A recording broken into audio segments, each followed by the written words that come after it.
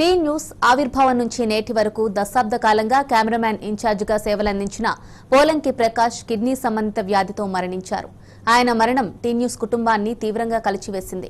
తెలంగాణ పోరాటాలను, ఆరాటాలను, కష్టాలను, కన్నీళ్లను, సంతోషాలను, సంబరాలను, చారిత్రక సందర్భాలను చెదిరిపోని దృశ్యాలుగా మలిచి మా ప్రకాష్ సేవలు మరువలేనివి, వెలకట్టలేనివి. ఆ కెమెరా యోధుడి ఆత్మకు శాంతి చేకూరాలని రాజ్యసభ సభ్యులు సంతోష్ కుమార్ కోరుకున్నారు. ప్రకాష్ కుటుంబానికి దేవుడు మనోధైర్యాన్ని ఇవ్వాలని సంతోష్ కుమార్ ట్వీట్ చేశారు.